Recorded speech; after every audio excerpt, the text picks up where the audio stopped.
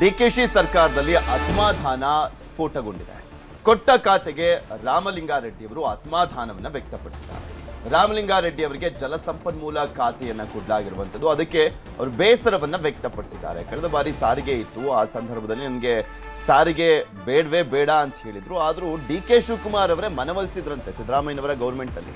ಈ ಬಾರಿನಾದ್ರೂ ಬೆಂಗಳೂರು ನಗರಾಭಿವೃದ್ಧಿ ಖಾತೆ ಸಿಗುತ್ತೆ ಅನ್ನುವಂಥ ನಿರೀಕ್ಷೆ ಇತ್ತು. ಬಿಕಾಸ್ ಡಿ.ಕೆ. ಶಿವಕುಮಾರ್ ಅವರು ಮುಖ್ಯಮಂತ್ರಿಗಳಾಗಿರುವಂಥ ಹಿನ್ನೆಲೆಯಲ್ಲಿ ಆ ಒಂದು ಖಾತೆಯನ್ನು ನನಗೆ ಕೊಡ್ತಾರೆ ಅಂತ ಅಂದ್ಕೊಂಡಿದ್ರು ರಾಮಲಿಂಗಾರೆಡ್ಡಿ ಅವರು. ಆದರೆ ಕೊಟ್ಟಿಲ್ಲ. ಕೊನೆ ಕ್ಷಣದವರೆಗೂ ಕೂಡ ಸಾಕಷ್ಟು ಪ್ರಯತ್ನ ಪಟ್ಟಿದ್ದಾರೆ ರಾಮಲಿಂಗಾರೆಡ್ಡಿ ಅವರು, ನನಗೆ ಬೆಂಗಳೂರು ನಗರಾಭಿವೃದ್ಧಿನೇ ಬೇಕು ಅಂತ. But high command ಒಪ್ಪಿಲ್ಲ. ಹೈಕಮಾಂಡ್ ಜಲಸಂಪನ್ಮೂಲ ಖಾತೆಯನ್ನೇ ಕೊಡಿ ರಾಮಲಿಂಗಾರೆಡ್ಡಿ ಅವರಿಗೆ ಅಂತ ಹೇಳಿರುವಂತ ಹಿನ್ನೆಲೆಯಲ್ಲಿ, ಅದೇ ಖಾತೆಯನ್ನ ಕೊಡ್ಲಾದಂತ ಹಿನ್ನೆಲೆಯಲ್ಲಿ ರಿಸೈನ್ ಮಾಡ್ತೇನೆ ಅಂತ ಹೇಳಿದ್ದಾರೆ ರಾಮಲಿಂಗಾರೆಡ್ಡಿ ಅವರು. ಪ್ರಮುಖ ಖಾತೆ ಜಲಸಂಪನ್ಮೂಲ ಖಾತೆ ಏನು ಯಾವುದೋ ಮಾಮೂಲಿ ಚಿಕ್ಕ ಪುಟ್ಟ ಖಾತೆ ಕೂಡ ಅಲ್ಲ. ಅದು ಕೂಡ ಒಂದು ಬೃಹತ್ತಾದಂತ ಒಂದು ಖಾತೆ, ಹುಲ್ಲುಗಾವಲಿನ ಖಾತೆ. ಆ ಖಾತೆ ಬೇಡ, ನನಗೆ ಕೊಟ್ರೆ ಬೆಂಗಳೂರು ನಗರಾಭಿವೃದ್ಧಿ ಕೊಡಿ ಅಂತ ರಾಮಲಿಂಗಾರೆಡ್ಡಿ ಅವರು ಪಟ್ಟನೆ ಹಿಡಿದಿದ್ರು. ಸೊ ಫೈನಲಿ ಕೊಡ್ಲೇ ಇಲ್ಲ.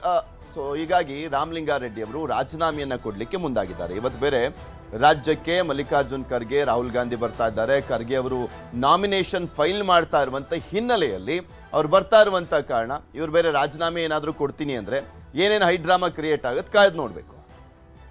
ಇದ್ರ ಬಗ್ಗೆ ಇನ್ನಷ್ಟು ಮಾಹಿತಿಯನ್ನ ಕೊಡ್ತಾ ಹೋಗ್ತಾರೆ ನಮ್ಮ ಪ್ರತಿನಿಧಿ ಹೆಬ್ಬಾಕ ತಿಮ್ಮೇಗೌಡರು ದೂರವಾಣಿ ಸಂಪರ್ಕದಲ್ಲಿ ಜಾಯಿನ್ ಆಗಿದ್ದಾರೆ. ತಿಮ್ಮೇಗೌಡ್ರೆ, ಜಲಸಂಪನ್ಮೂಲ ಖಾತೆ ಏನು ಮಾಮೂಲಿ ಖಾತೆ ಅಲ್ಲ, ಅದು ಒಂದು ಬೃಹತ್ ಖಾತೆ. ಆದ್ರೂ ಕೂಡ ಅದು ಬೇಡ, ನನಗೆ ಬೆಂಗಳೂರು ನಗರಾಭಿವೃದ್ಧಿನೇ ಬೇಕು ಅಂತ ಪಟ್ಟನೆ ಹಿಡಿದಿದ್ದಾರೆ. ಕೊನೆ ಕ್ಷಣದಲ್ಲಿ ಏನಾದರೂ ಅವ್ರನ್ನ ಮನವೊಲಿಸುವಂತ ಕೆಲಸ ರಾತ್ರಿನೂ ಏನಾದರೂ ಮಾಡ್ಲಾಯ್ತಾ ಡಿ.ಕೆ.ಶಿಯಿಂದ?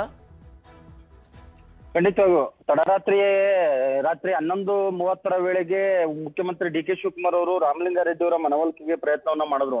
ಖುದ್ದು ದೂರವಾಣಿ ಕರೆ ಮಾಡೋದ್ರ ಮುಖಾಂತರ ಇದು ಹೈಕಮಾಂಡ್ ಕರೆ, ನೀವು ಯಾವುದೇ ರೀತಿಯ ದುಡುಕಿನ ಕ್ರಮವನ್ನ ಕೈಗೊಳ್ಳಬೇಡಿ, ನಿರ್ಧಾರವನ್ನ ಕೈಗೊಳ್ಳಬೇಡಿ.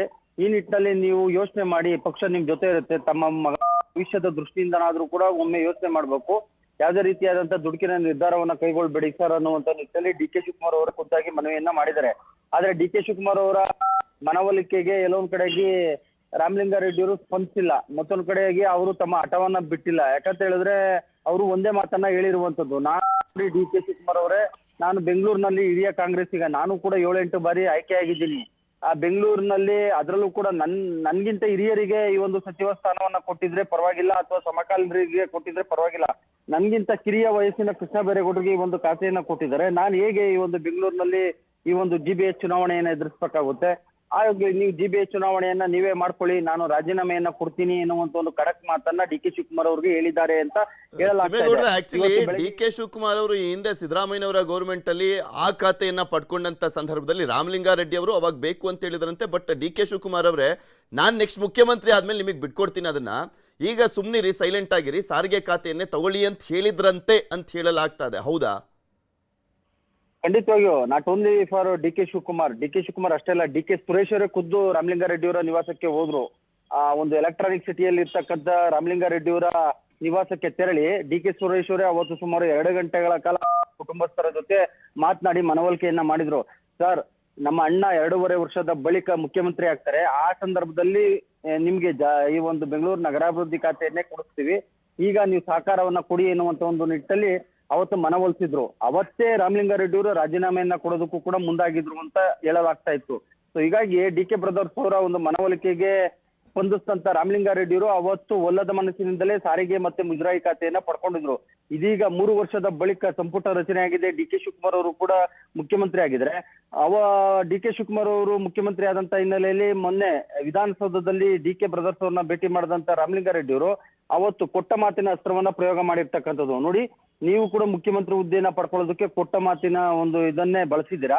ಇದೀಗ ನಿಮ್ಮ ಡಿ.ಕೆ. ಸುರೇಶ್ ಅವರು ಮತ್ತೆ ತಾವು ಖುದ್ದಾಗಿ ನನ್ಗೆ ಅವತ್ತು ಏನು ಮಾತನ್ನ ಕೊಟ್ಟಿದ್ರಿ, ಆ ಮಾತನ್ನ ಉಳಿಸ್ಕೊಳ್ಳಿ, ನಮ್ ಬೆಂಗಳೂರು ನಗರಾಭಿವೃದ್ಧಿ ಖಾತೆಯನ್ನೇ ಕೊಡಿ, ಜಿಬಿಎಚ್ ಚುನಾವಣೆಯನ್ನು ಕೂಡ ನಾನು ಫೇಸ್ ಮಾಡ್ತೀನಿ, ಜಿಬಿಎಚ್ ಚುನಾವಣೆಗೂ ಕೂಡ ನಿಮ್ಗೆ ಸಾಥ್ ಕೊಡ್ತೀನಿ ಅನ್ನುವಂತ ಮನವಿಯನ್ನ ಮಾಡಿದ್ರು. ಹೈಕಮಾಂಡ್ ಜೊತೆ ಮಾತನಾಡಿ ಹೇಳ್ತೀನಿ ಸರ್ ಅಂತ ಡಿ.ಕೆ. ಶಿವಕುಮಾರ್ ಅವರು ಹೇಳಿದ್ರು. ಆದ್ರೆ ಹೈಕಮಾಂಡ್ ಎಲ್ಲೊಂದ್ ಕಡೆಯಾಗಿ ಈ ಒಂದು ಪ್ರಯತ್ನಕ್ಕೆ, ಡಿ.ಕೆ. ಬ್ರದರ್ಸ್ ಅವರ ಪ್ರಯತ್ನಕ್ಕೆ ಮತ್ತೆ ರಾಮಲಿಂಗಾರೆಡ್ಡಿ ಅವರ ಮುನಿಸಿಗೆ ಎಲ್ಲೊಂದ್ ಕಡೆಗೆ ಮಣಿದಿಲ್ಲ. ಯಥಾಸ್ಥಿತಿಯಲ್ಲಿ ಏನು ಕೃಷ್ಣ ಬೈರೇಗೌಡರಿಗೆ ಬೆಂಗಳೂರು ನಗರಾಭಿವೃದ್ಧಿ ಓಕೆ, ಈಗ ಬೆಂಗಳೂರು ನಗರಾಭಿವೃದ್ಧಿ ಕೊಡದಲ್ಲೇ ಮತ್ತೆ ಸಾರಿಗೆನೆ ಕೊಟ್ಬಿಟ್ಟಿದ್ದಾರೆ, ಅಥವಾ ಇನ್ಯಾವುದೋ ಚಿಕ್ಕ ಪುಟ್ಟ ಖಾತೆ ಕೊಟ್ಟಿದ್ದಾರೆ ಅಂದ್ರೆ ಒಂಥರ. ಆದ್ರೆ ಜಲಸಂಪನ್ಮೂಲ ಇದು ಕೂಡ ತುಂಬಾ ಇಂಪಾರ್ಟೆಂಟ್ ಆದಂತ ಖಾತೆನೆ, ಇದಕ್ಕೆ ಪೈಪೋಟಿ ಇರುತ್ತೆ. ಇದನ್ನೇ ಬೇಡ ಅಂತವ್ರಲ್ಲ ಅಂತ ಹುಲ್ಲುಗಾವಲಿನ ಖಾತೆ. ಪೃಥ್ವಿರಾಜ್ ನೋಡಿ, ಬಹಳ ಮುಖ್ಯವಾಗಿ ಬೆಂಗಳೂರು ಒಂದ್ ರೀತಿ ಕ್ಯಾಪಿಟಲ್ ಸಿಟಿ. ಬೆಂಗಳೂರು ನಗರಾಭಿವೃದ್ಧಿ ಇತರೆ ಎಲ್ಲಾ ಖಾತೆಗಳಿಗಿಂತ ಅತಿ ದೊಡ್ಡದಾದಂತ ಒಂದು ಖಾತೆ. ಈ ಒಂದು ಖಾತೆ ಮೇಲೆ ಬೆಂಗಳೂರಿನ ಹಲವು ಸಚಿವರು, ಹಿರಿಯ ಶಾಸಕರುಗಳು ಎಲ್ಲರೂ ಕೂಡ ಕಣ್ಣಾಕಿದ್ದಾರೆ. ಹೀಗಾಗಿ ಆ ಒಂದು ಬೆಂಗಳೂರು ನಗರಾಭಿವೃದ್ಧಿ ಖಾತೆಯನ್ನ ನಿರ್ವಹಿಸಬೇಕು. ಯಾಕಂತ ಹೇಳಿದ್ರೆ ಬೆಂಗಳೂರು ನಗರಾಭಿವೃದ್ಧಿ ಅಂದ್ರೆ ಒಂದ್ ರೀತಿ ಏನಿದೆ GB ಏನಿದೆ, ಅದೊಂದ್ ರೀತಿ ಮಿನಿ ಅಸೆಂಬ್ಲಿ ಅಂತಾನೆ ಕರೀತಾರೆ. ಆ ಒಂದು ಮಿನಿ ಅಸೆಂಬ್ಲಿ ಏನಿದೆ, ಆ GB ಅಂದ್ರೆ ಗ್ರೇಟರ್ ಬೆಂಗಳೂರು ಪ್ರಾಧಿಕಾರ, ಆ ವ್ಯಾಪ್ತಿಗೆ ಸುಮಾರು 5 ನಗರ ಪಾಲಿಕೆಗಳು ಬರ್ತವೆ. ನಾನಾ ರೀತಿಯಾದಂತ ಅದರ ಅಂಡರ್ ನಲ್ಲಿ BDA, BMRDA, BMRCL ಈ ರೀತಿಯಾದಂತ ಲೋಕಲ್ ಬಾಡೀಸ್ಗಳು ಎಲ್ಲ ಬರ್ತವೆ. ಇಂಥ ಒಂದು ಮಹತ್ವದ ಒಂದು ಖಾತೆಯನ್ನ ಪಡ್ಕೊಳ್ಬೇಕು ಅನ್ನುವಂತ ನಿಟ್ಟಿನಲ್ಲಿ. ಯಾಕಂತ ಹೇಳಿದ್ರೆ ಈ ಒಂದು ಖಾತೆಯನ್ನ ಪಡ್ಕೊಂಡವರು ಅತಿ ಹೆಚ್ಚಾಗಿ ಜನಪ್ರಿಯತೆಯನ್ನ ಹೊಂದುತ್ತಾರೆ, ಅತಿ ಹೆಚ್ಚಾಗಿ ಪ್ರಚಾರವನ್ನ ಪಡ್ಕೊಳ್ತಾರೆ. ಹೀಗಾಗಿ ಮುಂಬರುವಂತ GBA ಚುನಾವಣೆಯಲ್ಲೂ ಕೂಡ ನಮ್ಮ ನೇತೃತ್ವದಲ್ಲೇ ಚುನಾವಣೆ ನಡೆಯುತ್ತೆ.